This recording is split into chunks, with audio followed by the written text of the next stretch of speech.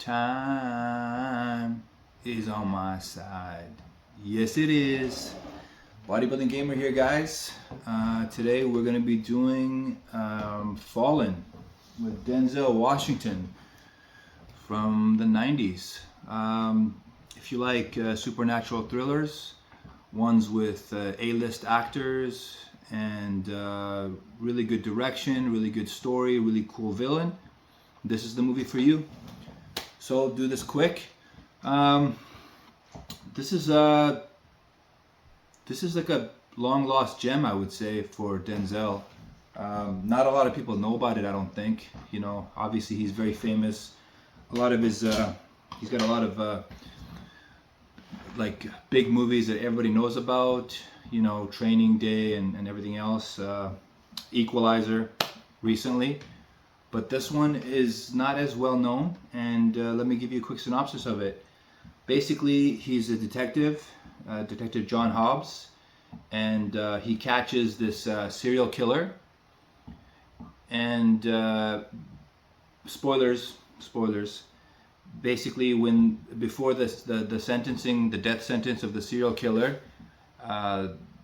you know, some kind of weird stuff happens. The killer is like speaking in different languages, and then he tries to touch Denzel, which is kind of weird. And when that happens, you don't really know why, but I'll get into that a bit later.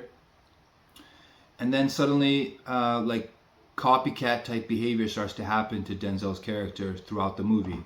So the other guy, he used to call him and not say anything.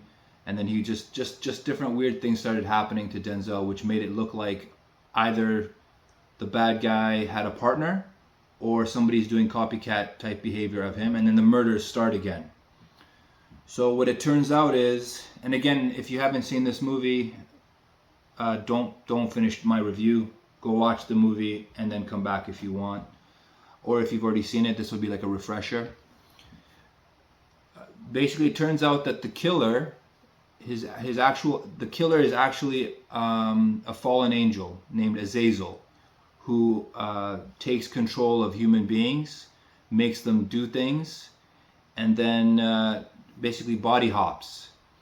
So what happens in this one is, when Denzel catches him, the reason that he tried to grab his hand is because Azazel is able to transfer his spirit or whatever from human to human, from body to body, through touch. But he can't do it if you're a really good person with a good heart and you're pure. That's why he tries to grab Denzel, but he can't do it because Denzel's character is legit. He's a good guy.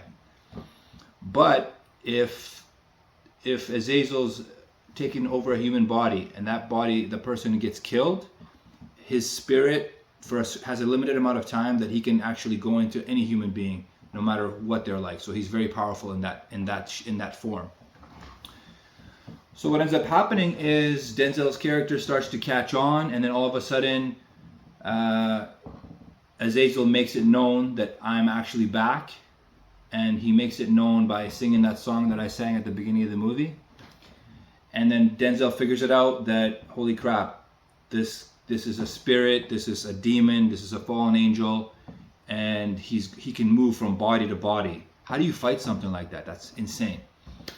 And then he meets a woman in the movie whose father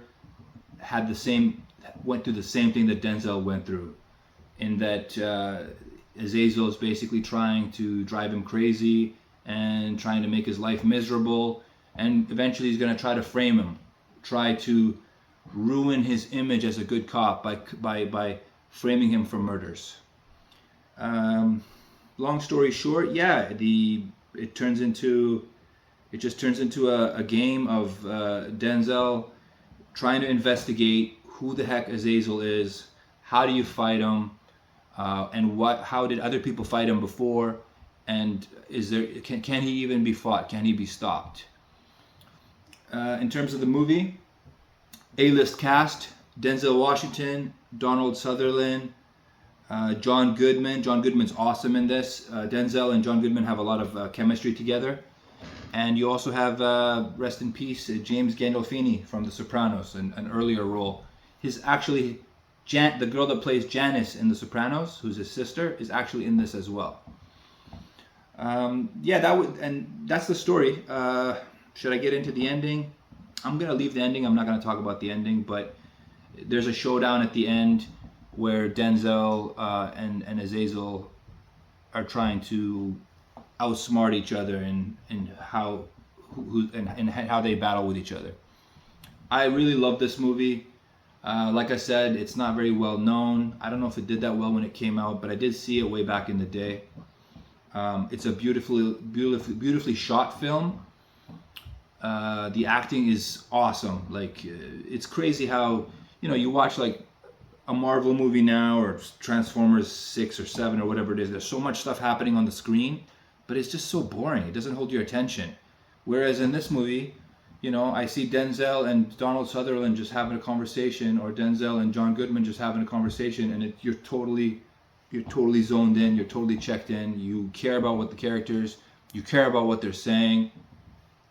Like I said, the cast is really well chosen.